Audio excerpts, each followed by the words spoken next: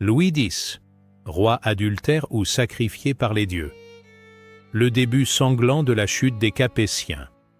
Le 5 juin 1316, dans le château de Vincennes, un homme de 26 ans agonise dans des souffrances atroces. Louis X, le Hutin, roi de France depuis seulement 8 mois, vient de boire du vin glacé après une partie de jeu de paume qu'il avait mis en nage. Une erreur qui va lui coûter la vie, ou du moins, c'est la version officielle. Car, autour de cette mort brutale plane un mystère qui n'a jamais été élucidé. Ce roi fut-il vraiment victime de sa propre imprudence, ou quelqu'un voulait-il sa mort? Pour comprendre cette énigme, il faut remonter au début de ce règne maudit. Louis X, né le 4 octobre 1289 à Paris, est le fils aîné de Philippe IV le Bel et de la reine Jeanne Hire de Navarre. Dès sa naissance, il est destiné au trône de France, mais aussi à hériter du royaume de Navarre par sa mère. Un double héritage qui devrait lui assurer un règne glorieux. Pourtant, son surnom, le Hutin, annonce déjà les troubles à venir. Avant même de devenir roi, Louis X est éclaboussé par l'un des plus grands scandales de l'histoire de France. En 1314, un an avant son avènement, éclate l'affaire de la tour de Nesle. Les princesses Marguerite et Blanche sont accusées d'avoir bu, mangé et entretenu l'adultère avec respectivement Philippe et Gauthier d'Aunay à la tour de Nesle depuis plusieurs années. Marguerite de Bourgogne n'est autre que l'épouse de Louis X. Cette révélation fait l'effet d'une bombe à la cour. Isabelle de France, sœur de Louis X et reine d'Angleterre, a découvert que 2 jeunes chevaliers portaient à leur ceinture des aumônières qu'elle avait offertes à ses belles-sœurs. Le roi Philippe le Bel entre dans une colère terrible. Comment ces belles filles osent-elles bafouer l'honneur de la couronne? L'enquête révèle une vérité accablante. Après torture, les frères Gauthier et Philippe d'Aunay avouent. Oui, ils rencontrent régulièrement depuis 3 ans les 2 princesses, Marguerite et Blanche, pour se livrer avec elles à la fornication adultérine. Le châtiment est d'une cruauté inouïe. Les frères d'Aunay sont roués, écorchés vifs, émasculés, recouverts de plomb soufré en ébullition, traînés par des chevaux et enfin décapités à Pontoise le 19 avril 1314. Pour Marguerite et Blanche, c'est l'emprisonnement à vie. Marguerite et Blanche sont jugées devant le Parlement de Paris et convaincues d'adultère. Elles sont rasées, vêtues de bure et condamnées à l'incarcération perpétuelle. Marguerite, épouse du futur roi, est enfermée dans la forteresse de Château-Gaillard. Elle y mourra dans des circonstances troubles le 30 avril 1315. Le 29 novembre 1314, Philippe le Bel s'éteint. Louis X devient roi de France, mais il traîne déjà le boulet de ce scandale. Marguerite devient reine de France à la mort de son beau-père Philippe IV le Bel, survenu le 29 novembre 1314. Elle reste cependant enfermée dans la forteresse de Château-Gaillard. Son époux, le roi Louis X, ne levant pas la sanction prise à son encontre pour adultère. Cette situation est explosive. Comment un roi peut-il régner quand sa propre épouse croupit en prison pour adultère? Les rumeurs courent déjà sur la légitimité de Jeanne, la fille que Marguerite a donnée à Louis X en 1312. Cette petite fille de 4 ans est-elle vraiment de sang royal? Mais Louis X a d'autres préoccupations. Son avènement favorise une recrudescence de l'agitation. En fait, face à une situation économique et politique difficile, l'apparente résignation du roi le sert. Le royaume est en crise. La noblesse se révolte contre les réformes centralisatrices de Philippe le Bel. Des ligues se forment dans toutes les provinces, réclamant le retour de leurs anciens privilèges. Le nouveau roi se trouve pris entre 2 feux. D'un côté, son oncle Charles de Valois pousse à la répression et exige l'exécution d'Enguerrand de Marigny, le grand chambellan de Philippe le Bel, accusé de tous les maux. De l'autre, la noblesse gronde et menace de se soulever si ses revendications ne sont pas entendues. Louis X choisit la voie de la négociation. Il sacrifie Marigny à la vindicte populaire, l'homme sera pendu en 1315 et accorde des chartes provinciales qui rendent une partie de leurs privilèges aux nobles. Mais cette politique d'apaisement a un prix, elle affaiblit considérablement l'autorité royale. C'est dans ce contexte tendu que survient un événement qui va marquer le règne.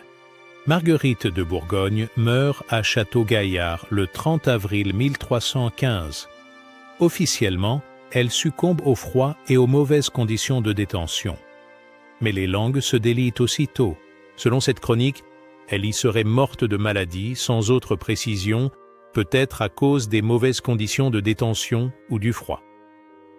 Une version bien commode pour Louis X, qui peut ainsi épouser en secondes noces Clémence de Hongrie le 19 août 1315. Ce remariage est d'ailleurs célébré quelques jours avant le sacre du roi à Reims, le 24 août 1315. Mais la rumeur enfle. D'autres sources rapportent qu'elle serait morte étranglée sur ordre de Louis X, qui souhaitait s'en débarrasser au plus vite pour convoler avec Clémence de Hongrie. Cette hypothèse n'est pas si farfelue.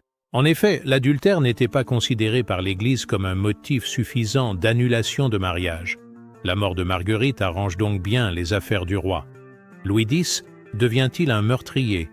Impossible de le prouver formellement, mais les soupçons planent, d'autant que le roi semble pressé de tourner la page. Son mariage avec Clémence de Hongrie, nièce de son oncle Charles de Valois, resserre les liens avec la puissante maison d'Anjou-Hongrie. Un calcul politique évident. Les 18 mois qui suivent sont marqués par une succession de crises. Durant son court règne, Louis X dut faire face à de nombreux défis, notamment des rébellions nobles et des problèmes financiers. Le royaume traverse une grave crise économique. La famine de 1315-1317 fait des ravages. Les prix s'envolent, le mécontentement grandit. Louis X tente de redresser la situation par une série de réformes audacieuses. Louis X est connu pour avoir initié plusieurs réformes importantes. Il mit fin à la servitude en France avec l'ordonnance de 1315, proclamant que « le sol de France affranchit l'esclave qui le touche », une mesure révolutionnaire qui lui vaut l'hostilité d'une partie de la noblesse attachée au système seigneurial. Mais le roi a besoin d'argent. En cherchant à augmenter ses revenus, Louis X décréta la libération des serfs contre paiement. Les serfs peuvent racheter leur liberté moyennant finance, ce qui rend flou les caisses royales. Cependant, cette politique déplaît aux seigneurs, qui y voient une atteinte à leurs droits traditionnels. Parallèlement, Louis X réadmet les Juifs dans le royaume, moyennant le paiement de lourdes taxes. Une décision pragmatique mais controversée qui alimente encore les tensions. Le roi semble naviguer à vue, multipliant les expédients pour faire face aux difficultés. C'est dans ce climat délétère que se produit le drame final. En ce début de juin 1316, Louis X séjourne au château de Vincennes. Il fait chaud et le roi s'adonne à son sport favori, le jeu de paume. Cet ancêtre du tennis moderne est très prisé de la noblesse, mais elle peut s'avérer dangereuse par forte chaleur. Au début du mois de juin 1316, Louis X boit du vin glacé, alors qu'il s'est échauffé lors d'une partie de jeu de paume à Vincennes et est peu après pris d'un malaise. Le contraste thermique provoque un choc brutal. Le roi est pris de fièvre, puis de convulsions. En quelques heures, son état se dégrade rapidement. Louis meurt le 5 juin 1316, d'une pleurésie ou d'une pneumonie, bien que des rumeurs d'empoisonnement aient circulé. Cette mort brutale surprend tout le monde. Louis X n'a que 26 ans et jouissait d'une bonne santé. Comment un simple rafraîchissement peut-il tuer un homme dans la force de l'âge? Les soupçons naissent immédiatement. Quelques historiens disent qu'il fut empoisonné. Le plus grand nombre rapporte que s'étant trop échauffé à jouer à la paume, il entra dans une grotte dont la fraîcheur le saisit et lui causa une fièvre qui le conduisit au tombeau. Deux versions s'affrontent, l'accident tragique ou l'assassinat prémédité. Si crime il y a eu, les suspects ne manquent pas. Le premier à désigner est Charles de Valois, l'oncle du roi. Cet homme ambitieux a toujours rêvé de dominer le pouvoir. Avec Louis X, il a trouvé un neveu malléable qui l'influence facilement. Mais peut-être le roi commence-t-il à lui échapper? Charles de Valois a des raisons de s'inquiéter. Louis X montre des signes d'indépendance croissante. Il a refusé de poursuivre la politique répressive contre les nobles et préfère négocier. Cette mollesse déplaît à un homme habitué à la poigne de fer de Philippe le Bel. Autre suspect possible, Philippe de Poitiers, frère de Louis X et futur Philippe V. Cet homme intelligent et calculateur convoite le trône depuis longtemps. Il a épousé Jeanne de Bourgogne, fille de Mao d'Artois, et dispose ainsi d'appuis puissants. La mort de Louis X lui ouvre la voie du pouvoir. Mais Philippe a un problème. La reine Clémence est enceinte. Si elle accouche d'un garçon, ses ambitions seront anéanties. Il lui faut donc jouer serré et attendre. En attendant, il prend la régence du royaume, position idéale pour préparer l'avenir. Mao d'Artois elle-même constitue un suspect de choix. Cette femme redoutable a des comptes à régler avec la lignée de Philippe le Bel. Son comté d'Artois lui est disputé par son neveu Robert d'Artois, qui bénéficie du soutien de la couronne. La mort de Louis X pourrait changer la donne en sa faveur. Mais il existe une autre explication, plus troublante encore. L'ignoble Philippe dit « Le Bel a subi la malédiction du dernier des Templiers. Jacques de Molay, il est mort 6 mois après l'avoir fait brûler, et ses fils n'ont pas eu de descendance mâle. Cette théorie de la malédiction hante les contemporains. Jacques de Molay, le grand maître des Templiers, a été brûlé vif le 18 mars 1314 sur l'île aux Juifs, à Paris. Avant de mourir, il aurait maudit Philippe le Bel et sa descendance jusqu'à la 13e génération. Le roi meurt effectivement, 8 mois plus tard, et ses 3 fils disparaîtront sans héritier mâle. Cette coïncidence frappe les esprits de l'époque. Comment expliquer qu'une lignée si puissante s'éteigne en l'espace de 14 ans? La malédiction semble se réaliser sous les yeux de tous. Louis X n'est-il pas la première victime de cette vengeance d'outre-tombe? Les contemporains y croient dur comme fer. Dans une société profondément religieuse, l'idée qu'un crime aussi énorme que la destruction des Templiers appelle une punition divine paraît évidente. La mort brutale de Louis X s'inscrit dans cette logique implacable. Mais l'histoire ne s'arrête pas là. Enceinte, la reine Clémence donne naissance, le 15 novembre 1316, à un fils, Jean Ier le Posthume. Un garçon, l'héritier tant attendu vient enfin de naître. Philippe de Poitiers voit ses ambitions contrariées. Il doit se contenter de la régence et attendre la majorité de son neveu. Mais le destin en décide autrement. Ce nourrisson, proclamé roi de France et de Navarre sous le nom de Jean Ier, meurt 5 jours après sa naissance, sort qui fait de lui le seul roi de France à avoir régné de sa naissance à sa mort. Une mort si opportune qu'elle relance tous les soupçons. Diverses légendes circulent à propos de cet enfant royal. Tout d'abord, la rumeur veut que son oncle Philippe V, ou la belle-mère de ce dernier, Mao d'Artois, l'ait fait tuer, en l'étouffant ou en lui piquant la tête avec une épingle. Les accusations fusent immédiatement. Mao d'Artois est particulièrement visée.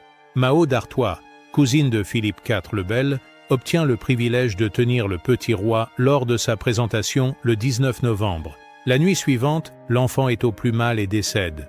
Cette coïncidence trouble. Pourquoi l'enfant meurt-il justement après avoir été présenté par celle qui a tout intérêt à sa disparition? Les indices s'accumulent pour suggérer un vaste complot familial. Philippe de Poitiers et Mao d'Artois ont tous les deux intérêt à la disparition de Jean Ier. Le premier pour accéder au trône, la seconde pour faire de sa fille Jeanne la reine de France et assurer la défense de son comté d'Artois. En effet, Philippe de Poitiers a épousé Jeanne de Bourgogne, fille de Mao. Par conséquent, si le frère de Louis X monte sur le trône, Jeanne devient reine de France. L'alliance entre le frère du roi défunt et la comtesse d'Artois prend alors tout son sens. Mais comment prouver un tel crime? Il est possible Jean Ier ait été victime, comme beaucoup de nouveau-nés, de la mort subite du nourrisson, d'autant qu'à l'époque, la mortalité infantile est très élevée. L'argument de la mort naturelle reste plausible. Pourtant, la succession de décès dans la famille royale interroge. Le plus troublant, c'est que cette théorie du complot trouve un écho inattendu plusieurs décennies plus tard. Pendant la captivité du roi Jean II le Bon, entre 1356 et 1360, un Siennois du nom de Giannino Baglioni prétend être Jean Ier, et donc l'héritier de la couronne.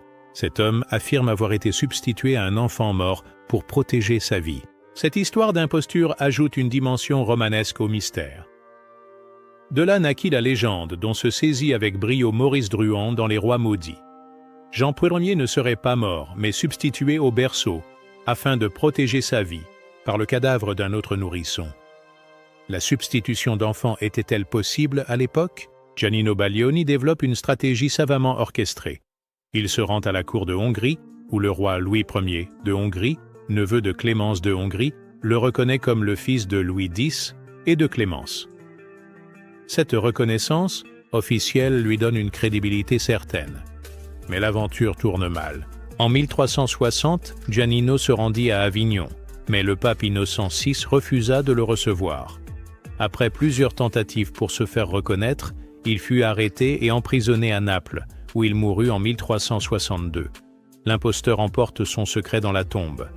Cette affaire relance pourtant les interrogations. Si Giannino était un simple fou ou un aventurier, pourquoi le roi de Hongrie l'a-t-il reconnu? Possédait-il des informations secrètes sur les circonstances de la mort de Jean Ier? Des recherches récentes démontreraient que les faux papiers de Giannino Baglioni avaient été fabriqués par le fameux Cola di Rienzo. Mais le doute subsiste. Quoi qu'il en soit, les morts successives de Louis X et de Jean Ier ont des conséquences dramatiques pour la France. La mort prématurée de Jean Ier amène la première difficulté de succession de la dynastie capétienne. Pour la première fois depuis 3 siècles, la succession de père en fils est interrompue. Philippe de Poitiers s'empare du pouvoir et écarte sa nièce Jeanne de la succession. Son oncle, après l'avoir fait sacrer roi au cours de la cérémonie d'enterrement à Saint-Denis, monte sur le trône aux dépens de sa nièce de 5 ans, Jeanne, fille de Louis X et de Marguerite de Bourgogne. Cette décision crée un précédent lourd de conséquences. La loi salique, qui exclut les femmes de la succession au trône, se cristallise à cette occasion. Une interprétation du vieux code franc qui aura des répercussions dramatiques. Car lorsque les 3 fils de Philippe le Bel seront morts sans héritier mâle, leur sœur Isabelle de France sera elle aussi écartée de la succession. Cette loi des mâles contribua au déclenchement de la guerre de 100 ans. Pourquoi? Lorsque tous les fils de Philippe IV le Bel eurent disparu sans héritier, leur sœur Isabelle de France, mariée à Édouard II d'Angleterre, fut exclue de la succession, ce que son fils Édouard III se vit aussi refuser par voie de ricochet. L'histoire semble donner raison aux partisans de la malédiction templière. Après Louis X, ses 2 frères Philippe V et Charles IV montent successivement sur le trône. Tous 2 meurent sans héritier mâle. En 1328, la lignée directe des Capétiens s'éteint définitivement. Philippe V le long règne de 1316 à 1322. Homme intelligent et réformateur, il modernise l'administration royale et stabilise la monnaie. Mais il ne peut avoir de fils. Ses 4 filles ne peuvent prétendre au trône, en vertu de la loi salique qu'il a lui-même contribué à établir.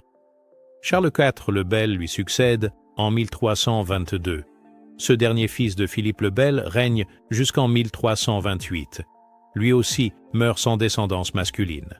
L'ironie du sort veut que cette lignée si puissante, qui a dominé l'Europe pendant plus d'1 siècle, s'éteigne faute d'héritier.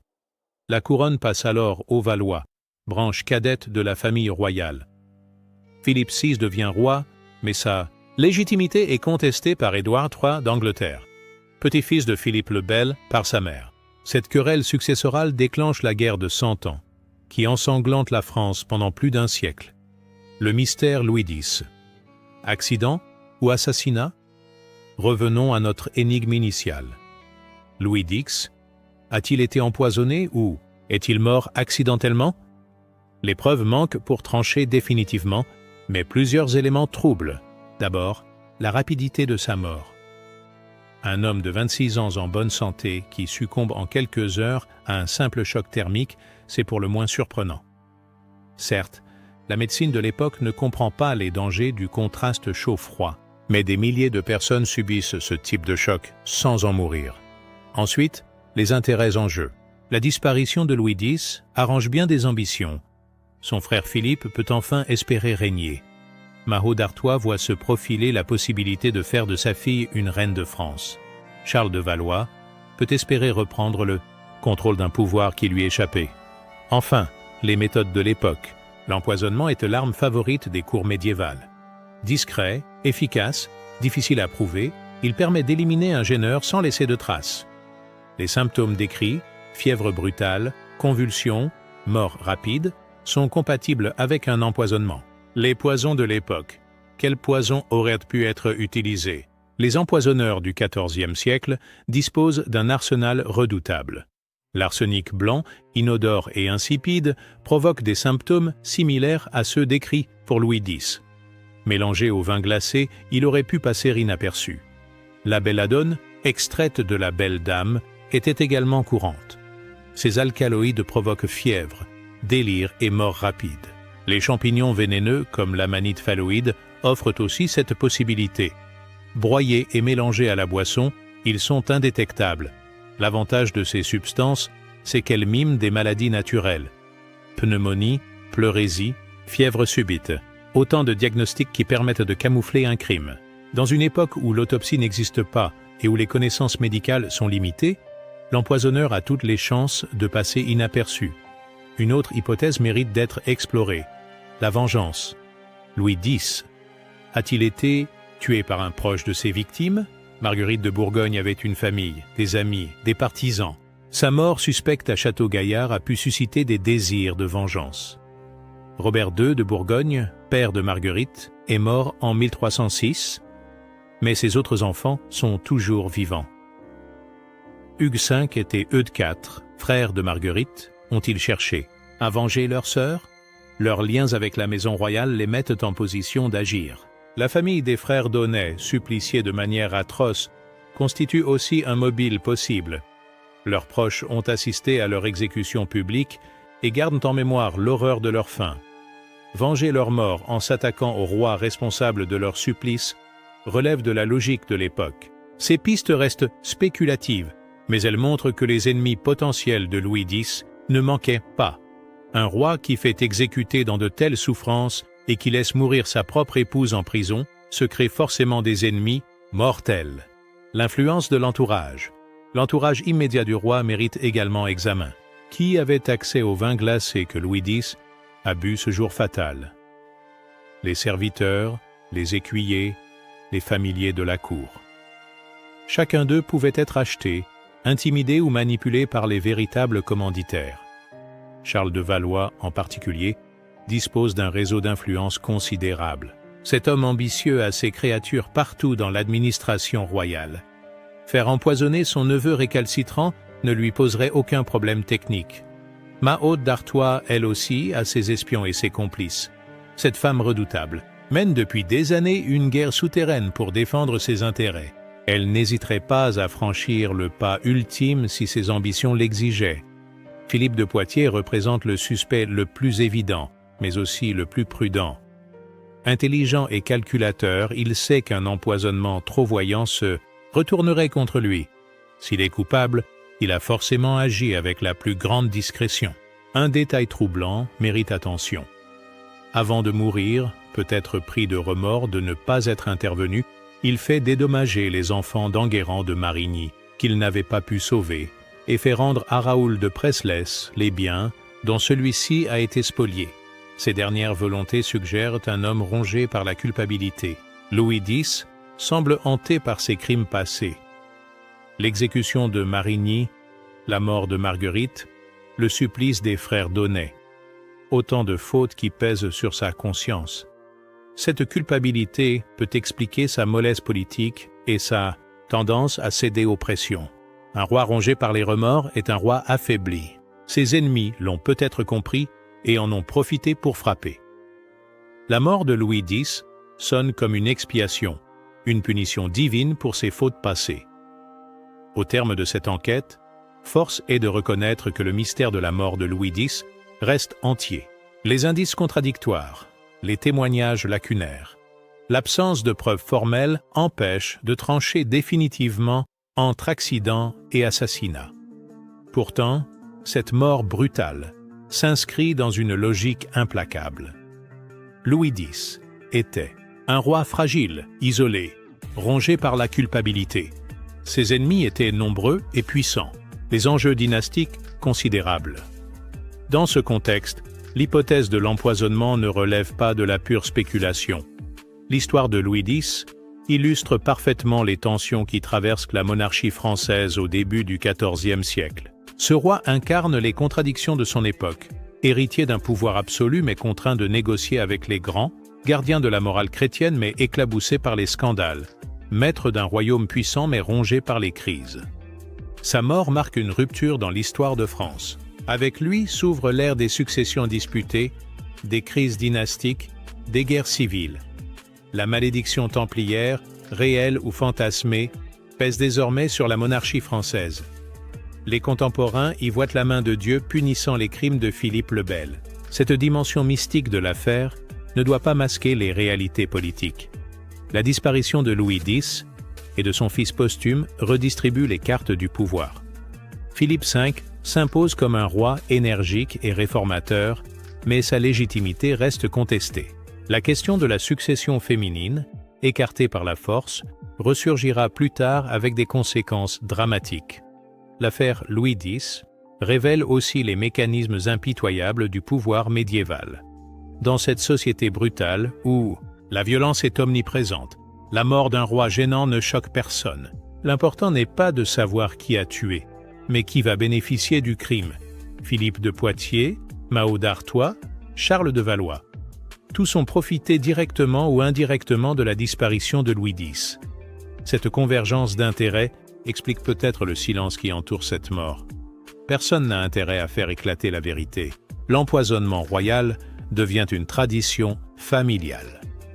Philippe V lui-même sera soupçonné d'avoir fait tuer son fils posthume Jean Ier. Charles IV mourra dans des circonstances également troubles. Cette accumulation de morts suspectes dépasse le cadre de la simple coïncidence. En 1316, la France vacille. La mort de Louis X prive le royaume d'un chef à un moment critique. La crise économique s'aggrave, la noblesse gronde, les paysans se révoltent. Il fallait un roi fort pour redresser la situation. Au lieu de cela, la couronne passe entre les mains d'un régent, puis d'un usurpateur. Cette instabilité chronique affaiblit durablement la monarchie française. L'autorité royale, si chèrement conquise par Philippe Auguste et Louis IX, s'effrite peu à peu. Les grands feudataires relèvent la tête et reprennent leurs anciennes prétentions. La France médiévale entre dans une période de trouble qui ne se terminera qu'avec l'avènement des Valois. Mais même Philippe VI ne parviendra pas à restaurer complètement la grandeur capétienne. Sa légitimité contestée par l'Angleterre débouche sur la guerre de Cent Ans. Cette guerre fratricide plonge la France dans un cycle de violence dont elle mettra des siècles à se relever. Dans cette tragédie dynastique, une figure hante particulièrement les mémoires, celle de Marguerite de Bourgogne. Cette reine adultère, morte dans des conditions mystérieuses, incarne à elle seule la malédiction qui frappe la lignée de Philippe le Bel. Sa liaison avec Philippe d'Aunay révèle les failles béantes de la société courtoise. Comment une princesse éduquée dans la plus pure tradition chrétienne peut-elle sombrer dans l'adultère? Cette question taraude les contemporains et nourrit toutes les spéculations. La mort de Marguerite à Château-Gaillard reste l'un des épisodes les plus troubles de cette histoire. Officiellement victime du froid et de la maladie, elle a probablement été assassinée sur ordre de Louis X. Ce premier meurtre royal appelle d'autres crimes. La violence engendre la violence. L'ironie veut que Marguerite soit peut-être la seule innocente de cette affaire. Son adultère, réel ou fabriqué, ne méritait pas la mort. Sa disparition discrète arrange tellement d'intérêts qu'elle a toutes les chances d'avoir été organisée. Dans cette perspective, Louis X ne serait pas seulement une victime, mais aussi un bourreau. L'histoire de Jean Ier le posthume ajoute une dimension supplémentaire au mystère. Ce roi de 5 jours, mort dans des circonstances suspectes, symbolise l'acharnement du destin contre la lignée royale. Sa disparition opportune sonne le glas des espoirs de continuité dynastique. Les rumeurs d'empoisonnement qui entourent sa mort ne surprennent personne. Mao d'Artois, présente lors de la présentation de l'enfant, dispose de tous les moyens techniques pour commettre l'irréparable. Une simple épingle empoisonnée, une drogue versée dans le lait maternel. Les méthodes ne manquent pas. L'affaire Giannino Baglioni, des décennies plus tard, relance toutes les spéculations. Ce prétendant italien, qui se disait être Jean, y est sauvé de justesse. Possédait-il des informations secrètes? Sa reconnaissance par le roi de Hongrie intrigue. Pourquoi un souverain chrétien cautionnerait-il une imposture manifeste? Cette histoire de substitution d'enfants, si elle s'avérait vraie, transformerait complètement la perspective historique. Jean Prier aurait survécu, grandi en Italie, puis tenté de récupérer son trône. Un scénario digne d'un roman d'aventure, mais qui trouve des échos troublants dans la réalité. Pour les contemporains, la succession de morts violentes dans la famille royale ne relève pas du hasard. La malédiction de Jacques de Molay se réalise sous leurs yeux. Philippe le Bel, ses fils, ses petits-fils, tous payent le prix de la destruction des Templiers. Cette vision providentialiste de l'histoire console les victimes de l'arbitraire royal. Les humiliés, les spoliés, les persécutés y trouvent une forme de réparation. Dieu lui-même se charge de punir les tyrans et de venger les innocents. La mort de Louis X s'inscrit dans cette logique de rétribution divine. Peu importe alors de savoir qui a versé le poison ou planté le poignard. L'essentiel est que justice soit rendue. Les bourreaux d'hier deviennent les victimes d'aujourd'hui. L'ordre moral se rétablit par la violence, seul langage que comprennent les puissants. Cette interprétation mystique n'exclut pas les explications rationnelles. Un crime peut très bien être l'instrument de la providence. Les empoisonneurs de Louis X, s'ils existent, ne sont que les bras armés de la justice divine. Leur culpabilité n'en est pas amoindrie, mais elle prend une dimension cosmique. Au-delà des considérations dynastiques, l'affaire Louis X pose des questions universelles sur la nature du pouvoir. Comment un homme peut-il accéder au sommet de la hiérarchie sociale et perdre si rapidement la maîtrise de son destin? Cette contradiction traverse toute l'histoire de la monarchie. Louis X incarne le roi faible, celui qui subit les événements plus qu'il ne les contrôle. Héritier d'un pouvoir absolu, il se révèle incapable de l'exercer pleinement. Ses hésitations, ses compromis, ses remords le rendent vulnérable. Dans un monde où seule la force fait loi, la faiblesse se paie cash. Cette leçon dépasse le cadre de l'histoire médiévale. Tous les régimes politiques connaissent ces moments de flottement où l'autorité vacille. Le successeur de Philippe le Bel se trouve confronté à des défis qu'il ne peut relever.